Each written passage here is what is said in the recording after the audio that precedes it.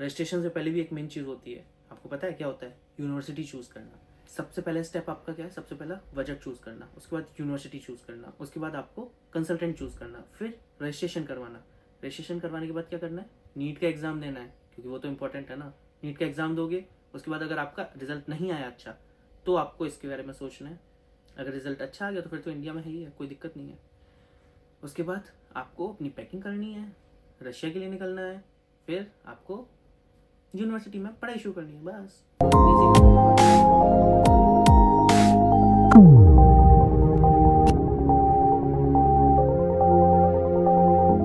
Hello दोस्तों, मैं Gagan, third year medical student in Samara state medical university.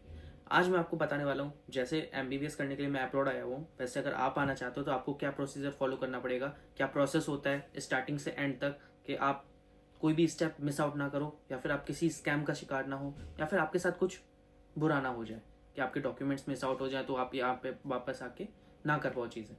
अगर आपके डॉक्यूमेंट्स मिस आउट हो जाएं और आप डॉक्यूमेंट कंप्लीट ना कर पाओ तो आप एमबीबीएस करने के लिए अब्रॉड ना आ पाओ। तो मैं आपको बताऊंगा कौन कौन से डॉक्यूमेंट्स लगते हैं और क्या प्रोसीजर होता है। तो डॉक्यूमेंट्स मेन, अगर आप अब्रॉड आ रहे हो तो सबसे पहले आपका मेन डॉक्यूमेंट होता है आपका पासपोर्ट। सो आपको पासपोर्ट बनवाने के लिए अभी से डाल देना चाहिए, क्योंकि यहाँ पर 1 सितंबर से क्लासेस शुरू होते हैं और रजिस्ट्रेशन जो है वो ऑलरेडी शुरू हो चुके हैं। तो आपको अभी से पासपोर्ट बनवाने के लिए डाल देना चाहिए, या फिर हो सके तो जल्द से जल्द कोशिश करनी चाहिए कि आप पासपोर्ट अपना बनवा लो। अभी जैसे कि बोर्ड के एग्जाम चल रहे हैं, आपके में से काफ़ी लोग होंगे जो कि बोर्ड्स के एग्जाम दे रहे हैं अभी। सो जैसे आपके बोर्ड्स के एग्जाम खत्म हो, आप पासपोर्ट के लिए अप्लाई कर दीजिए, सो आपका पासपोर्ट आ जाएगा।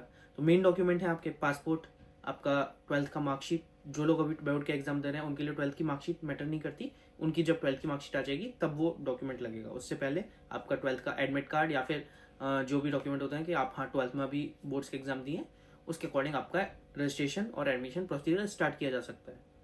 उसके बाद अब बात आती है आपकी, उसके बाद जो प्रोसेस होता है अब्रॉड में एमबीबीएस करने के लिए, सबसे पहले उसमें शुरू होता है आपका रजिस्ट्रेशन। रजिस्ट्रेशन से पहले भी एक मेन चीज़ होती है, आपको पता है क्या होता है? यूनिवर्सिटी चूज़ करना। सो आपको यूनिवर्सिटी चूज़ करनी पड़ेगी कि कौन सी यूनिवर्सिटी आपको लेनी है। और यूनिवर्सिटी चूज़ करने के लिए आप मेरा पुराना वाले वीडियो जाके देखो, आपको पता लग जाएगा यूनिवर्सिटी कैसे चूज़ करनी है। यूनिवर्सिटी आपको चूज़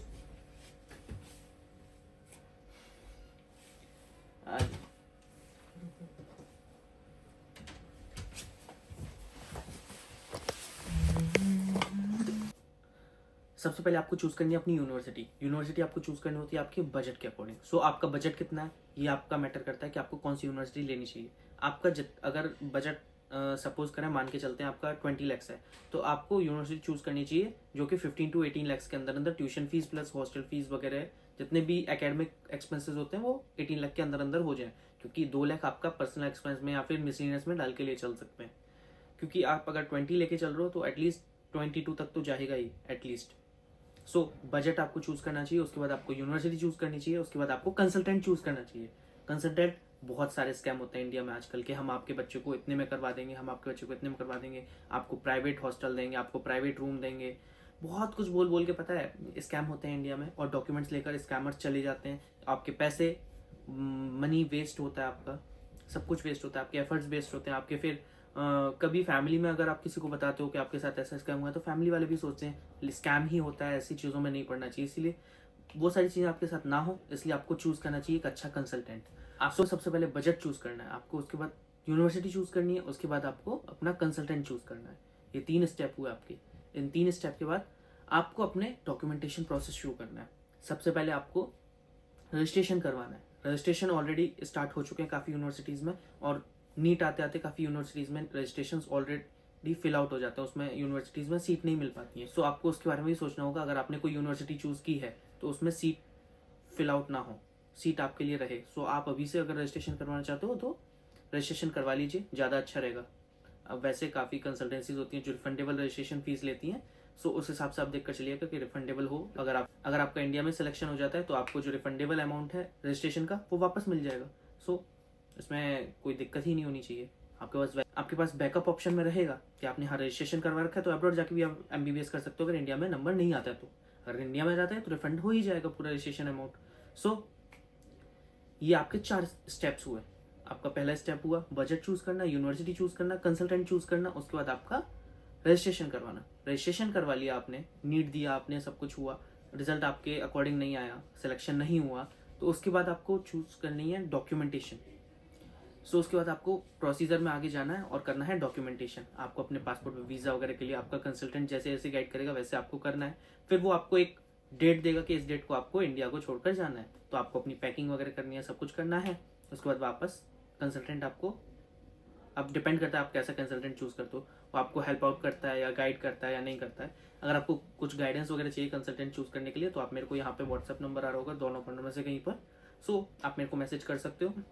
बाकी अगर बात करें कि कंसल्टेंट आपको कहाँ तक गाइड करता है, कंसल्टेंट काफ़ी ऐसे भी हैं जो आप अपनी यूनिवर्सिटी में पहुंच जाओगे उसके बाद भी आपके डॉक्यूमेंटेशन में आपका हेल्प करेंगे। आपका जो यहाँ पर रजिस्ट्रेशन होता है, आपका वीज़ा एक्सटेंशन होता है, आपका मेडिकल एग्जामिनेशन होता है, बहुत कुछ होता है। सो उसमें भी आपकी हेल्प करते हैं। अब डिपेंड करता है आपने कंसल्टेंट कैसा चूज़ किया। आपने अगर थर्ड पार्टी कंसल्टेंट लिया है तो आपका जो एक्सक्लूसिव वाला कंसल्टेंट होगा यूनिवर्सिटी के साथ वही आपका सब कुछ कर रहा होगा। सो थर्ड पार्टी वाला वहाँ पर आपके लिए कहीं पर भी रिस्पॉन्सिबल नहीं होगा। जो भी होगा आपका यूनिवर्सिटी के अंदर जो कंसल्टेंट्स हैं या फिर यूनिवर्सिटी के अंदर जो मैनेजमेंट्स हैं वही आपको हेल्प आउट कर रहे होंगे। सो आपको ऐसा कंसल्टेंट चूज करना चाहिए जो कि आपको यूनिवर्सिटी तक हेल्प करे। अब वो आपके ऊपर मैटर करता है आप कैसे चूज करते हो। बाकी अगर बात करें इसके बाद जो प्रोसीजर होता है, आपका लास्ट जो प्रोसीजर होता है वीज़ा एक्सटेंशन का होता है। उसके बाद आपका 1 साल का वीज़ा लग चुका होता है, फिर कॉलेज आपका चालू, यूनिवर्सिटी चालू, पढ़ाई शुरू, बस यही होता है। सो मैंने आपको स्टेप्स बताए। सबसे पहले स्टेप आपका क्या है, सबसे पहला बजट चूज करना, उसके बाद यूनिवर्सिटी चूज करना, उसके बाद आपको कंसल्टेंट चूज करना, फिर रजिस्ट्रेशन करवाना। रजिस्ट्रेशन करवाने के बाद क्या करना है, नीट का एग्जाम देना है क्योंकि वो तो इंपॉर्टेंट है ना। नीट का एग्जाम दोगे, उसके बाद अगर आपका रिजल्ट नहीं आया अच्छा तो आपको इसके बारे में सोचना है। अगर रिजल्ट अच्छा आ गया तो फिर तो इंडिया में है ही है, कोई दिक्कत नहीं है। उसके बाद आपको अपनी पैकिंग करनी है, रशिया के लिए निकलना है, फिर आपको यूनिवर्सिटी में पढ़ाई शुरू करनी है, बस इतनी सी बात है। सो अगर और कोई गाइडेंस चाहिए तो व्हाट्सएप पे मैसेज कर दो। आगे फिर मिलते हैं, बाय बाय।